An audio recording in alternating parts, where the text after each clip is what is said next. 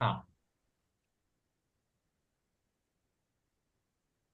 क्या बात कर रहे थे हम कि अगर एक भाव में आयु खत्म हुई है तो उस भाव संबंधी आयु खत्म होती है, ना कि आयु कर्म।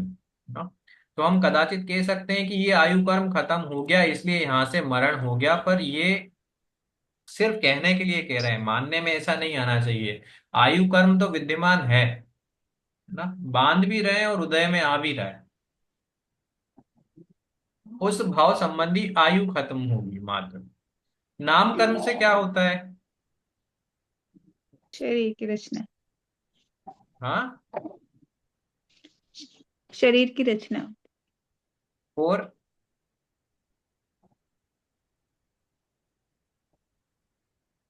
देखो, नाम कर्म से आत्मा के अतिरिक्त जो भी चीजें हैं, है ना, शरीर और शरीर से संबंध रखने वाली, परंतु जीव को प्रभावित करने वाले जो भी संयोग हैं वो मिलते हैं, है ना। अब वो शरीर की रचना हो गई या शरीर से संबंध रखने वाले अन्य पदार्थ हो गए, उन सब की रचना हो गई। वो आपको प्रभावित करेंगे, किस तरह से प्रभावित करेंगे ये किसके ऊपर डिपेंड करता है? नाम कर्म पे। नाम कर्म के ऊपर, है ना। गोत्र कर्म क्या करता है? गोत्र कर्म का काम क्या है? म्यूट। नीच करती। उच्च या नीच गोत्र में जन्म हाँ, में तो निमित्त बन। गोत्र मतलब क्या? गोत्र मतलब जो आचरण आप करते हो, हम्म। मतलब जो रिलीजन में पैदा हुए वो ही गोत्र नहीं होता, लेकिन जो मान्यता आप फॉलो करके जो आचरण करते हो वो भी गोत्र हो जाता है। हाँ, तो सही बात है। यहाँ पे गोत्र का अर्थ ये नहीं लेना है कि मैं किस कुल में उत्पन्न हुआ हूँ, किस जाति में उत्पन्न हुआ हूँ। गोत्र अर्थात पूर्व जन्म के संस्कार या पूर्व भव के संस्कार, ना। ये जब इन आठों कर्मों की डिटेल आगे आएगी तो अपन उनको डिटेल में देखेंगे किस तरह से प्रभावित करते हैं या नहीं। पर गोत्र का अर्थ ये नहीं है कि मैं किस परिवार में उत्पन्न हुआ हूँ, है ना। किसका गोत्र कर्म है? कि मेरा गोत्र कर्म, तो ये पूरी तरह से आपसे संबंधित है, ना कि आपके परिवार से। हर जीव का, अगर एक परिवार में 10 सदस्य हैं तो 10 सदस्यों के अपने अपने गोत्र कर्म के परमाणु बने होंगे या नहीं, सबके अलग अलग। बराबर। तो मेरे गोत्र कर्म को मैं मेरे परिवार वालों के गोत्र कर्म से कैसे कनेक्ट कर सकता हूँ? है ना।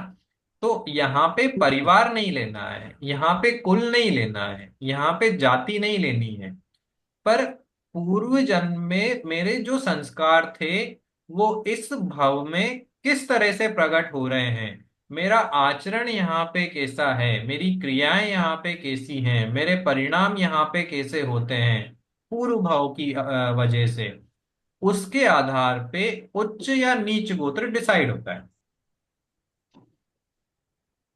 ठीक है। अगर आपका कोई भी आचरण या आपकी कोई भी क्रिया स्वयं के विरुद्ध, है ना, स्वयं के, परिवार के, समाज के और धर्म के विरुद्ध है, तो वो कहलाएगा नीच गोत्र। ठीक है। आपका आचरण यदि स्वयं के, परिवार के, समाज के और धर्म के अनुकूल है तो वो कहलाएगा उच्च गोत्र। ठीक है। और ये कोई आपको बताएगा नहीं कि कैसा है और कैसा नहीं है, ये आपके आचरण से, आपकी क्रिया से, आपकी मान्यता से स्वयं देखने में आएगा। ठीक है। यही कारण है कि एक परिवार में जन्मे हुए 4-5 सदस्यों का गोत्र अलग अलग हो सकता है। ऐसा देखा है आपने, एक ही परिवार में एक बहुत पापी जीव है और एक बहुत धर्मात्मा जीव है। क्यों? क्या कारण है ऐसा? रहते तो एक साथ हैं, जन्मे एक ही माँ बाप से हैं, खाते एक ही हैं, रहते एक ही जगह पे हैं, कदाचित उत्पन्न भी एक साथ ही हुए हों, फिर ये फर्क कहाँ से पड़ा? गोत्र। किसने सिखाया? गोत्र से। गोत्र पूर्व से। भाव के। हाँ, कि पूर्व भर के कुछ संस्कार वो साथ में लेके आए हैं ना। जीव नया तो उत्पन्न नहीं हुआ है, एक जगह से दूसरी जगह ट्रांसफर हुआ है ना बॉडी में से। तो वो संस्कार यहाँ पे चल के आए। अब उस संस्कारों के बल पे, उन संस्कारों के आधार पे ये डिसाइड होता है कि वो उच्च गोत्र है या नीच गोत्र है। अगर उसके नीच कर्म है, नीच कर्म अर्थात नीची जाति के कर्म है, या उसके कर्म आचरण स्वभाव मान्यता स्वयं के परिवार के समाज के या धर्म के अनुकूल नहीं है, तो वो होगा नीच गोत्र। और उसका स्वभाव या परिणाम या क्रिया या आचरण स्वयं के परिवार के समाज के और धर्म के अनुकूल हो, तो वो कहलाएगा उच्च गोत्र। अच्छे संस्कार उच्च गोत्र, बुरे संस्कार नीच गोत्र। सिंपल। ठीक है। इसलिए कभी आप किसी को प्रेशर करें, ये बात ध्यान में रखनी चाहिए ना। अगर मैं अपने बेटे को बहुत प्रेशर करूं, चल मंदिर जाना चाहिए, स्वाध्याय सुनना चाहिए, है ना, मंदिर जाए बिना खाना नहीं खाना चाहिए, और अगर वो नहीं करे इतना करने के बाद भी, तो ये चीज बात में ख्याल में आनी चाहिए कि मेरे करने से नहीं होगा, मैं तो बस पुश ही कर सकता हूँ। पीछे काम क्या कर रहा है उसके गोत्र का। कर्म। भाव का संस्कार। अदरवाइज आपके तो दो बेटे हैं ना, आपने दोनों को एक जैसी शिक्षा दी है। एक तो आपको फॉलो करता है, दूसरा फॉलो नहीं करता है। क्या कारण है? तो पूर्व के संस्कार वहां पे यहाँ दिख रहे हैं। ठीक है। बराबर। हाँ। अंतिम कर्म है अंतराय कर्म। अंतराय कर्म क्या करता है? कार्य बनने में बाधा। हाँ, विघ्न डालता है ना, अंतराय करता है, बाधा डालता है। किस में बाधा हम्म, डालता है?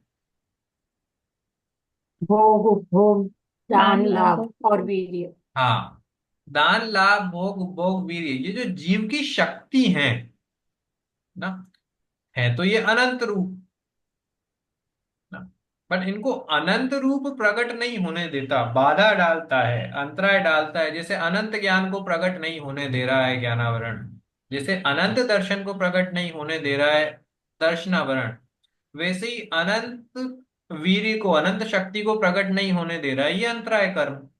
पांच भेद उसके अपेक्षाओं से कहे हैं। है तो अंतराय कर्म वो जो अपनी शक्ति को प्रकट नहीं होने दे, पूर्ण सुख को प्रकट नहीं होने दे ना। ये हम्म, संक्षेप में अपन ने 8 कर्म प्रकृतियां देखी हैं। ठीक है? इन 8 कर्म प्रकृतियों की परिभाषा में कोई डाउट है या कोई चीज जो समझ में नहीं आई हो? ज्ञानावरण अर्थात जो ज्ञान का उघाड़ नहीं होने दे, खत्म नहीं कर रहा है। दर्शनावरण अर्थात जो दर्शन का उघाड़ नहीं होने दे बट खत्म नहीं कर रहा है ना। वेदनीय कर्म जो आपके एक्सपीरियंस को बदलता है सुख या दुख में, ना कि पदार्थों को, ना कि संयोगों को, है ना। जो संयोग जहां पे है वही है, जो पदार्थ जहां पे है वो वही है, पर आपको वो कभी सुख रूप लगते हैं, कुछ कभी दुख रूप लगते हैं। मोहनीय कर्म किसी भी चीज को नहीं बदलता है, मात्र आपकी मान्यता को बदलता है। मान्यता सही तो आचरण सही, मान्यता गलत तो आचरण गलत। आयु कर्म उस भाव से हमें नहीं निकलने देता जब तक उस भाव संबंधी आयु खत्म नहीं हो जाए ना। ना तो आयु ये कम होगी, अर्थात जितनी आयु बन गई उतने समय तक मुझे उस भाव में रहना ही है। नाम कर्म शरीर और उससे क्लोजेस्ट जो भी संयोग हैं वो मेरे को दिलाता है प्रभावित करने के लिए। गोत्र कर्म पूर्व जन्म के संस्कारों से या पूर्व भव के संस्कारों से संबंध रखता है। अगर वो सम्यक हैं तो उच्च गोत्र, अगर वो सम्यक नहीं है, विरुद्ध है, तो नीच गोत्र। और मेरी शक्ति को पूर्ण रूप से प्रकट नहीं होने दे, वो है अंतराय कर्म। ठीक है? कोई भी चीज ऐसी नहीं है जो हमें नहीं पता थी, अगेन। ठीक है। चलो, चूंकि संबंधित गाथा है, इसलिए एक गाथा और अपन लेते हैं ना। पर उसके पहले मैं 7वीं गाथा पे जाता हूं। अपन ने द्रव्य और भाव कर्म देखे थे ना। द्रव्य और भाव कर्म पता है? तो वो द्रव्य और भाव कर्म अपने को 8 कर्म प्रकृति में लगाने हैं। तो ज्ञानावरण कर्म जो है, ज्ञानावरण जो प्रकृति है, वो अगर पुद्गल रूप में दिखेगी मुझे, तो वो प्रकृति कहलाएगी ज्ञानावरण द्रव्य कर्म। और जब उस ज्ञानावरण के बल से ना, ज्ञानावरण की शक्ति उदय रूप होगी, जिसके कारण मेरा ज्ञान ढकता हुआ नजर आएगा, तो वो कहलाएगा ज्ञानावरण भाव कर्म। वैसे ही दर्शनावरण, वैसे ही वेदनीय, वैसे ही मोहनीय, मतलब मोहनीय कर्म अपने आप में पुद्गल द्रव्य, मोहनीय कर्म अपनी शक्ति प्रकट कर रहा है, वो भाव कर्म, मोहनीय भाव कर्म, है ना। और उस मोहनीय कर्म के भाव कर्म से जो मुझ में छाया बन रही है, जिसके कारण मैं ये मानता हूं कि मेरा ज्ञान ढका हुआ है, मेरा दर्शन ढका हुआ है, मैं तो कुछ कर ही नहीं सकता, जान ही नहीं सकता, दर्शन की योग्यता ही नहीं है मेरी, तो वो कहलाएंगे भाव कर्म। वैसे ही नाम गोत्र अंतराय में लगाना है, और मात्र इन 8 कर्म प्रकृतियों में नहीं लगाना है, प्रत्येक कर्म परमाणु अपने द्रव्य और भाव रूप से परिणमित होगा ही होगा। ठीक है। तो जो अनंत कर्म परमाणु अपन देख के आए हैं ना, वो अनंत कर्म परमाणु द्रव्य और भाव दो रूप से परिणमित होंगे। जो पुद्गल रूप देखने में आएंगे वो द्रव्य, जो शक्ति रूप से देखने में आएंगे वो भाव, और शक्ति रूप जो मुझ में प्रतिबिंबित होगी वो भी भाव, क्योंकि उपचार से कह रहे हैं। ठीक है। अब यहाँ पे वो एक, हिसाब से 3 हो गए ना। हाँ 3 हो गए ना, पर तीसरा तो हाँ। प्रतिबिंब है ना। अच्छा। हाँ, है ना। प्रतिबिंब है। हाँ, बराबर। मेरे को एक्चुअली एक कॉलम और बनाना चाहिए था प्रतिबिंब का। चलो कोई बात नहीं, बस हाँ। यहाँ पे समझ में आएगा। ये कर्म हाँ। प्रकृतियां तो हमने टाइप देखे हैं 8। ठीक है। इसको बराबर। अब अलग कर दो। अब पहला कॉलम हो गया द्रव्य कर्म का, दूसरा हो गया भाव कर्म का, तीसरा हो गया प्रतिबिंब। प्रतिबिंब। बराबर। हाँ। ठीक है। अब हाँ। मुझे आपसे ये पूछना है कि इसमें मेरे बाहर क्या है, द्रव्य कर्म, भाव कर्म, या फिर वो प्रतिबिंब। इन तीनों में से मेरे बाहर क्या है, इस जीव के बाहर क्या है। द्रव्य कर्म द्रव्य और कर्म। भाव कर्म। द्रव्य कर्म और तो भाव कर्म।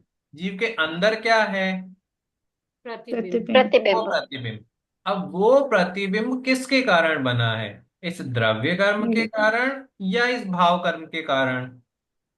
द्रव्य ज्ञान कर्म भाव के के कर्म। गायक स्वभाव के भाव कर्म। कारण। भाव भाव कर्म के ज्ञान कर्म के के कारण, है ना। जो, प्रतिबिंबित करने की शक्ति के कारण। हाँ प्रतिबिंबित, हाँ, वो एक अपेक्षा है कि जीव में, जीव के ज्ञान गुण की शक्ति है प्रतिबिंबित करने की, इसलिए वो बना है।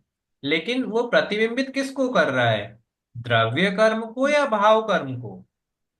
भाव कर्म। भाव कर्म को। भाई जिसका प्रतिबिंब दिख रहा है वही तो सामने होगा। नहीं आई समझ में बात। हाँ, भाव कर्म। है ना, भाव बराबर। कर्म। देखो द्रव्य कर्म एक जगह पे रखा है, उसकी शक्ति हम्म। प्रकट कर रहा है, जो मेरे, जिसे मैं कहता हूं भाव कर्म, है ना। अब हम्म। इस भाव कर्म का प्रतिबिंब मेरे ज्ञान गुण की पर्याय में बन रहा है, न कि द्रव्य कर्म बराबर। का। हम्म। ठीक है। तो द्रव्य बराबर। कर्म तो मेरे से पूरी तरह से अलग है, क्योंकि ये तो मेरे से हम्म। कनेक्ट ही नहीं हो पा रहा। मेरे से कनेक्ट हो रहा है भाव कर्म, है ना। बराबर। हम्म। अब द्रव्य कर्म उद्गल रूप हो गया, चूंकि द्रव्य कर्म से भाव कर्म बन रहा है शक्ति रूप में, इसलिए ये भाव कर्म भी पुद्गल रूप ही है। पुद्गल से उत्पन्न हुए हैं तो पुद्गल रूप, है ना? लेकिन जो प्रतिबिंब मेरे में बन रहा है ना, वो प्रतिबिंब कर्म नहीं है, वो प्रतिबिंब तो हाँ। ज्ञान गुण की पर्याय है। ठीक है? लेकिन सामने भाव कर्म आया तो भाव कर्म दिखा रहा है, सामने भाव कर्म नहीं आएगा तो वो पर्याय भाव कर्म को नहीं दिखाएगी। तो वो जो हम्म। ज्ञान की शुद्ध पर्याय है ना, वो शुद्ध पर्याय भाव कर्म रूप नजर आ रही है इन भाव कर्मों के कारण। इस उपचार से, इस संबंध से, इस संयोग से वो भाव कर्म कहने में आते हैं, है ना। हम्म। कहने में बुराई नहीं है, समझने में दिक्कत मानने नहीं में, है, मानने में मानने में दिक्कत। बुराई। क्योंकि अगर मैं उनको भाव कर्म मान लेता हूं ना, तो अपन ने अभी जस्ट देखा है पिछली गाथा में कि जैसा मानना होता है वैसा आचरण होता है। अगर मैं ये मान लूंगा कि मैं मोही जीव हूं, मैं ये मान लूंगा मैं ज्ञानावरण सहित जीव हूं, मैं ये मान लूंगा कि दर्शनावरणी स्वभाव है मेरा, ना पूर्ण दर्शन कभी प्रकट होता ही नहीं है। मैं ये हम्म, मान लूं कि अंतराय कर्म मेरे में ही है, कभी मेरी शक्ति प्रकट होगी ही नहीं। ये तो अपने को समझ में नहीं आते। अगर मैं ये मान लूं कि ज्ञानावरण कर्म मेरे में है, दिख रहा है ना मेरी ज्ञान गुण की पर्याय में, तो मेरे में है, इसका मतलब कभी केवल ज्ञान होगा ही नहीं। तो आपकी मान्यता में आ गया ना, तो अब नहीं ही होगा।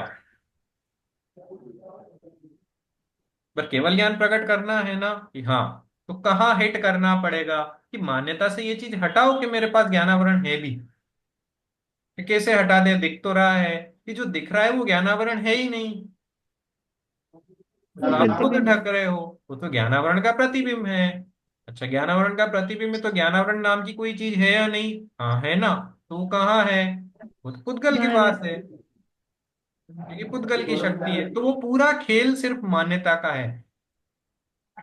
द्रव्यानुयोग में, और सिर्फ द्रव्यानुयोग में ही नहीं, मोक्ष मार्ग में श्रद्धान की, दर्शन की, मान्यता की या सम्यक्त की प्रधानता इसी वजह से है कि पूरा खेल आपके मानने का है। अगर मान्यता सुधरी तो सारी चीजें ऑटोमेटिक ही सुधरने वाली है, आपको सुधारना नहीं है। जब मुझे ये पता चलेगा कि मैं अंतराय सहित होता ही नहीं हूँ, जब मुझे ये पता चलेगा मैं ज्ञानावरण सहित होता ही नहीं हूँ, तो मैं उस दिशा में पुरुषार्थ करूंगा ना। अभी तक तो मैं ये मानता आ रहा हूँ कि मेरा ज्ञान ढका हुआ है। ढका हुआ है नहीं, मैं तो ये मानता आ रहा हूँ कि ज्ञानावरण की वजह से मेरे में ज्ञान ही नहीं होता। मतलब मैंने तो मान्यता में ये मान लिया कि एक समय भी ऐसा भी आएगा जब मैं ज्ञान रहित हो जाऊंगा। क्यों? क्योंकि ज्ञानावरण आ गया ना मेरे अंदर, ज्ञानावरण बांध लिया ना मैंने। मेरी शक्ति अनंत रूप कभी हो ही नहीं सकती। क्यों? ये अंतराय कर्म दिख तो रहा है। तो वहां पे कहते हैं कि दिख रहा है, देखो, जानो, समझो, मानो मत, क्योंकि है ही नहीं ना। अगर दर्पण के मोर को अगर आप मोर समझेंगे तो आपको मान्यता सुधारनी है, मोर नहीं हटाना है वहां से। मोर तो हटेगा भी नहीं। पर जब आप ये मान लेंगे, जब आपकी मान्यता में ये आ जाएगा कि ये दर्पण है, मोर नहीं है, फिर उसी दर्पण में आपको मोर नहीं दिखेगा, वो आपको दर्पण ही दिखेगा। રાતના 6 વાગ્યાના થઈ ગયા છે है ना। जब हम दर्पण के सामने खड़े होते हैं, जब हम शीशे के सामने खड़े होते हैं, तो क्या देखते हैं? हम अपने आप को ઘડીક देखते દાળ हैं, હશે शीशे કરી को નાખજો देखते हैं?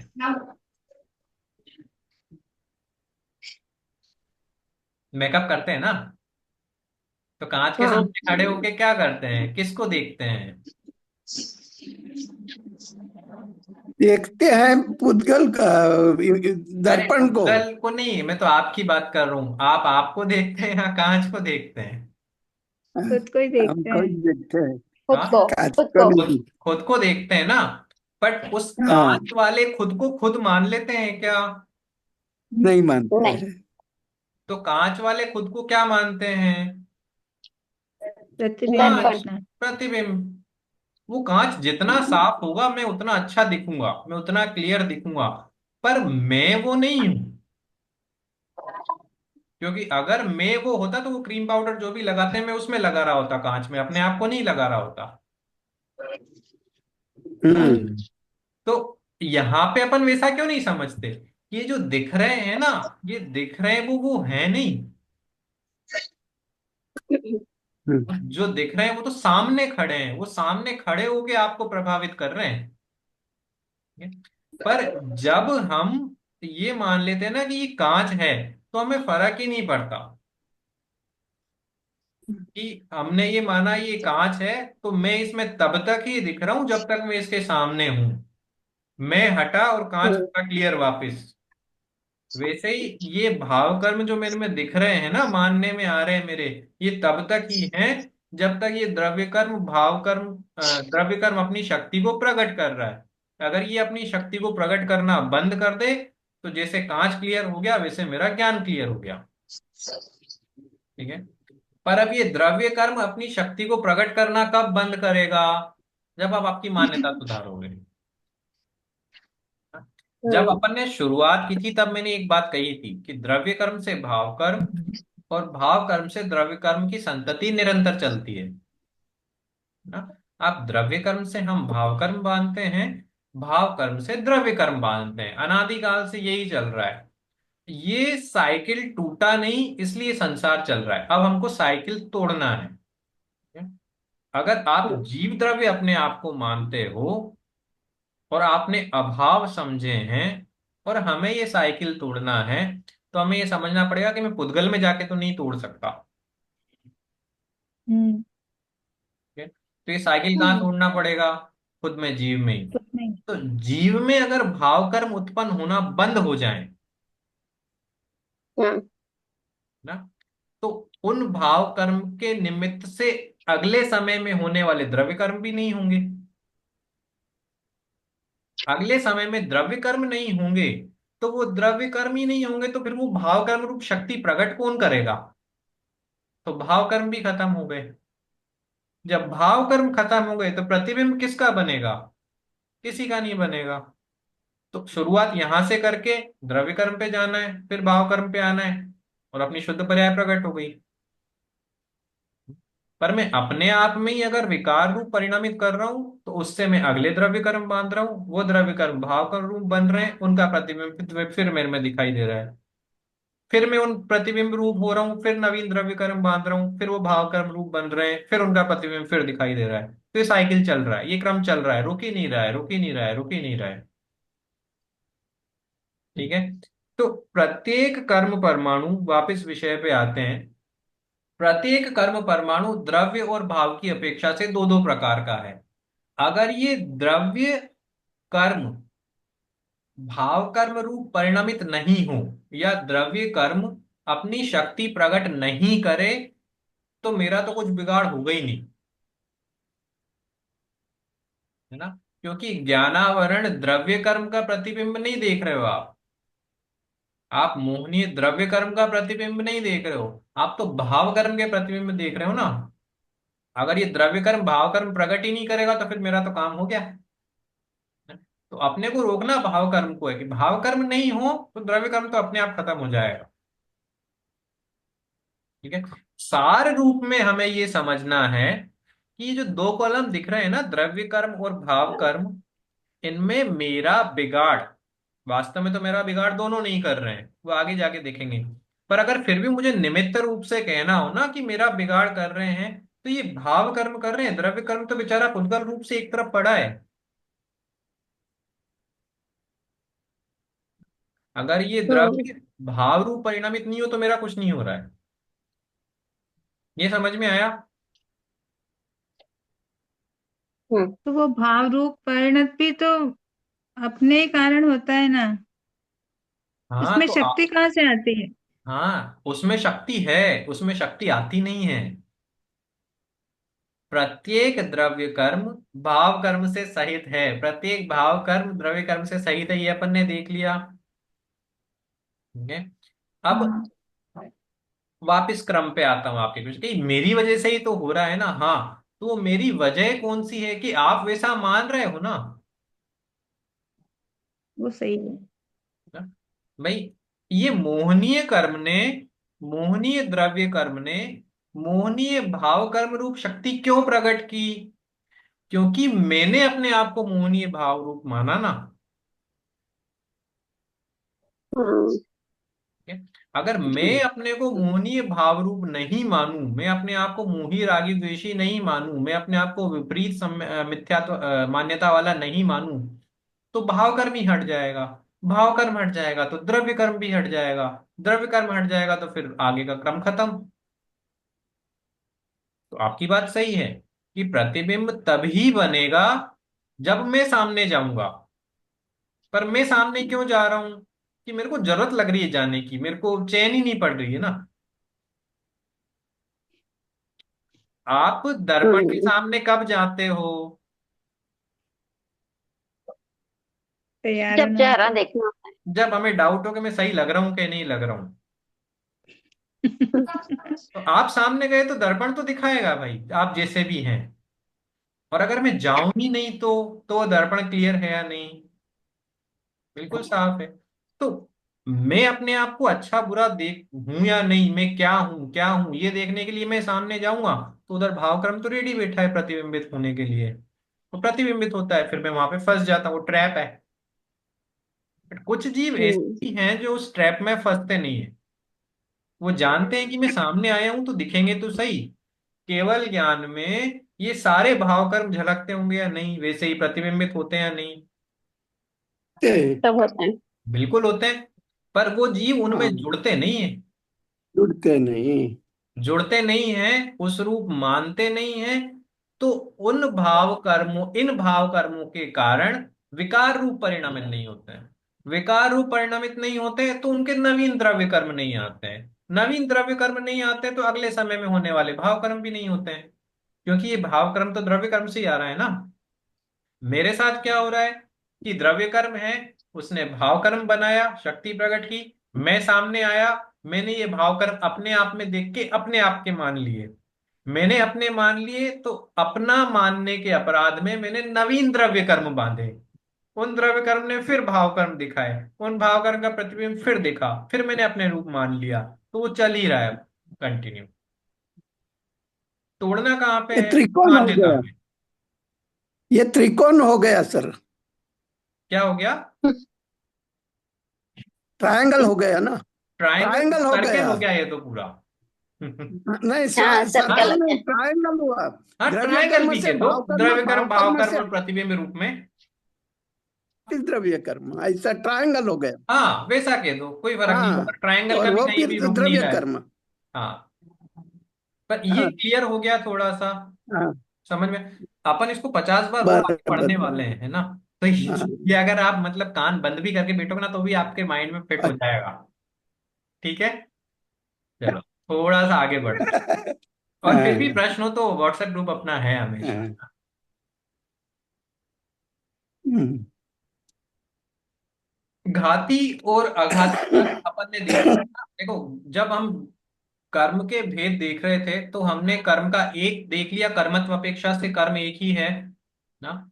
दो अपेक्षा से भेद जब हमने देखे तो एक तो हमने देखे थे द्रव्य और भाव, है ना। तो आज हमें पता है कि द्रव्य कर्म क्या है, आज हमें पता है कि भाव कर्म क्या है। अब दो अपेक्षाओं में हमने घाती और अघाती ये अपेक्षाएं भी देखी थी कि कर्म के भेद घाती और अघाती की अपेक्षा भी दो प्रकार के हैं, है ना। तो घाती कर्म कौन से हैं और अघाती कर्म कौन से हैं, उसका उत्तर रूप में ये 9वीं गाथा है ना। पढ़ता हूं मैं, आप अगर पढ़ना है तो साथ में पढ़ सकते हैं ना। आवरण मोह विघ्नम, घादी जीव गुण गादन तादो, आउगुणामम गोदम, वे अणियम तह अघादिति। अब आवरण, मोह, विघ्नम, घादी, आवरण, मोह और विघ्न घाती हैं। तो आवरण अर्थात क्या? आवरण वाले कर्म कौन से हैं? दो, ज्ञान आवरण ज्ञान दृष्टि। आवरण और अनावरण। मोह अर्थात मोहनीय। और विघ्न डालने वाला कर्म कौन सा है? अंतराय। अंतराय। तो आवरण अर्थात ज्ञानावरण और दर्शनावरण, मोहनीय तथा अंतराय, ये घाती कर्म है ना। हम्म, अब घाती कर्म क्यों है ये? कि जीव गुण घातनता दो, कि जीव के गुणों का घात करते हैं इसलिए। ठीक है? नीचे वाली लाइन, आउग नामम गोदम वेणियम। आउग अर्थात आयुष या फिर आयु, नामम अर्थात नाम, गोदम अर्थात गोत्र और वेणियम अर्थात वेदनीय। ये आयु नाम गोत्र वेदनीय, तह अर्थात उसी प्रकार से अघादिति अघाती कर्म है। जब ऊपर वाले जीव के गुणों का घात करते हैं तो घाती, वैसे ही ये जीव के गुणों का घात नहीं करते तो अघाती। नाम पता है हमें पहले से ही, घाती कौन से हैं अघाती कौन से हैं ना। आयु बराबर, हाँ नाम जी। गोत्र तथा वेदनीय ये अघाती कर्म है ना। अब इन्हें अघाती कर्म क्यों कहा? कि ऊपर वाले जीव ऊपर वाले जो कर्म हैं घाती कर्म, वो जीव के गुण का घात कर रहे थे तो घाती, ये घात नहीं कर रहे हैं तो अघाती। पर वास्तव में अघाती गुण की, अघाती कर्म की परिभाषा क्या है, क्या पढ़ी है हमने? प्रतिजीवी गुणों का घात करते हैं। हाँ, हमने पढ़ा है, जो कि सही है, हाँ, कि घाती कर्म किसे कहते हैं कि जीव के अनुजीवी गुणों का घात करे वो घाती, जीव के प्रतिजीवी गुणों का घात करे वो अघाती। तो यहाँ पे कह रहे हैं कि जब वो प्रतिजीवी गुणों का घात कर रहा है ना, तो घात कर रहा है तो उसको अघाती कैसे कह सकते हो? जो घात करता है वो घाती। तो प्रतिजीवी गुणों का घात किया ना उसने, तो अघाती क्यों कहते हो?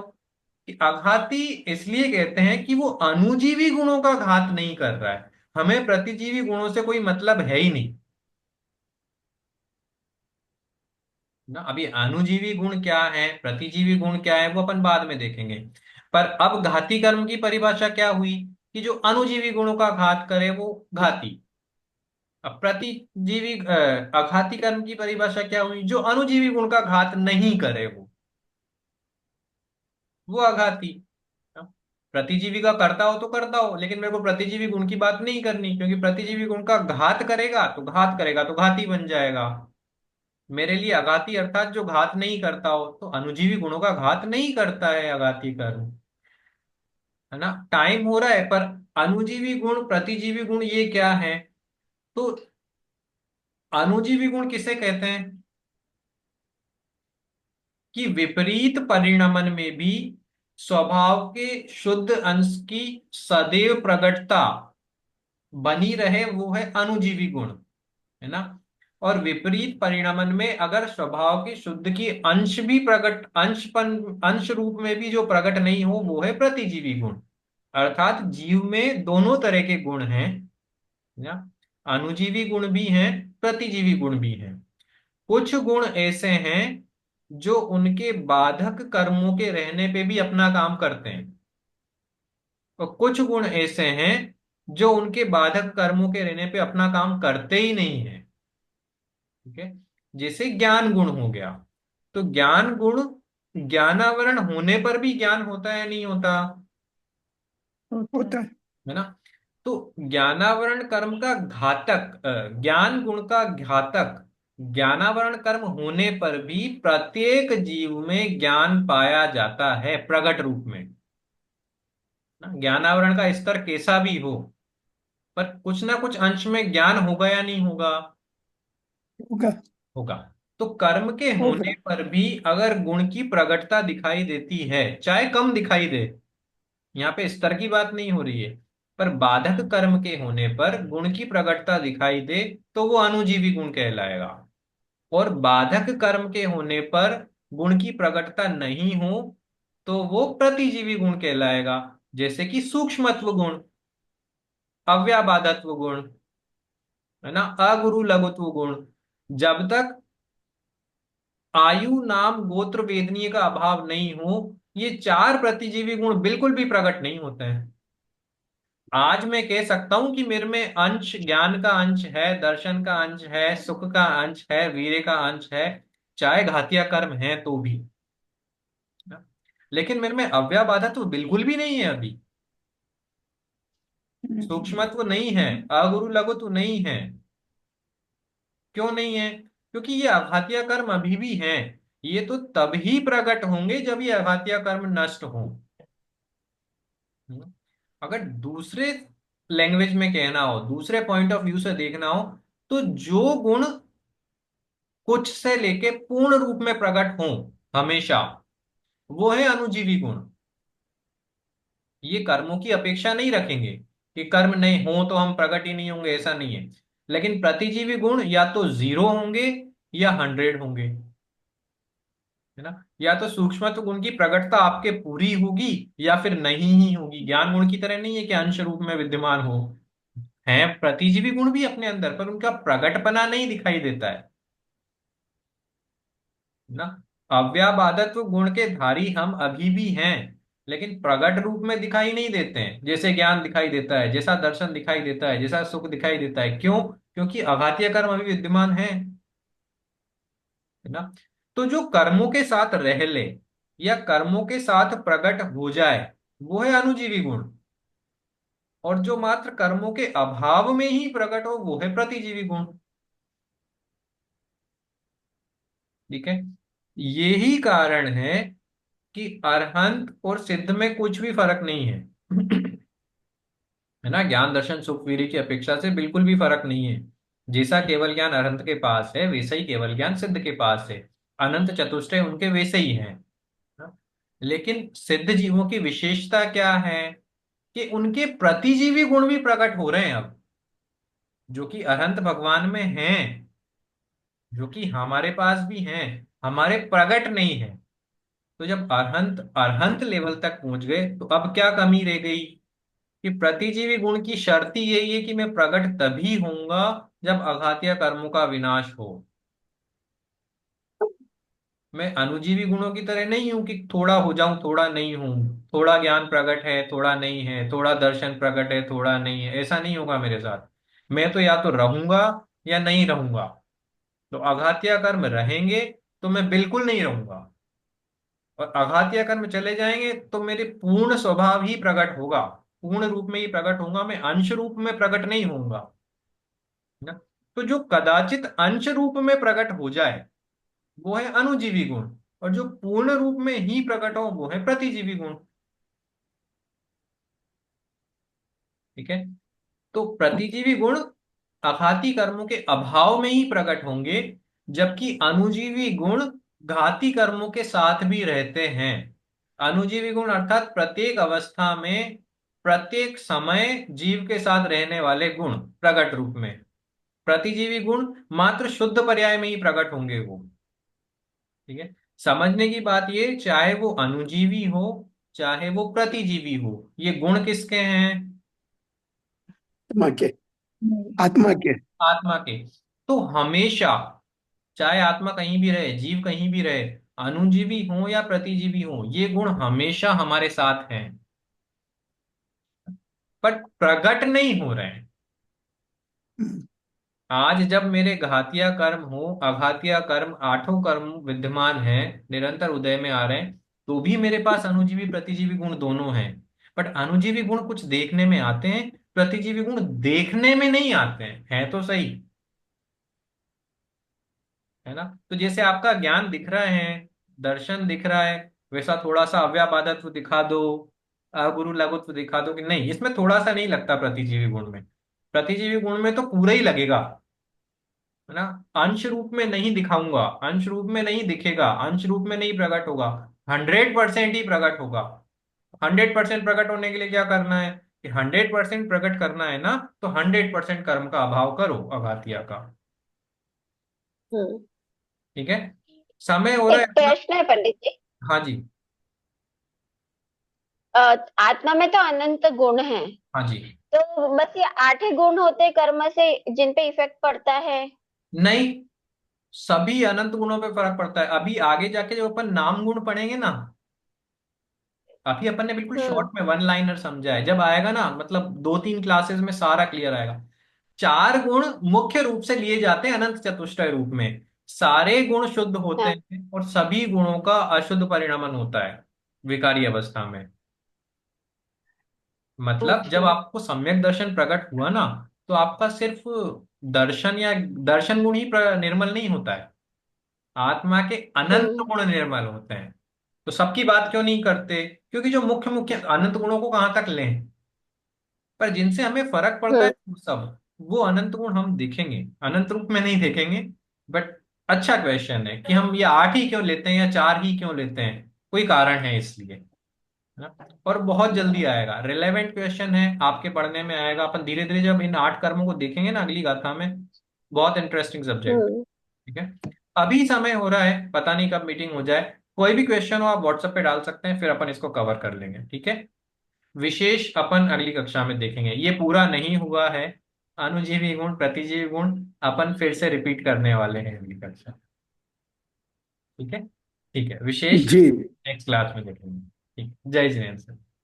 जय जिनेन्द्र जय सर। जिनेन्द्र।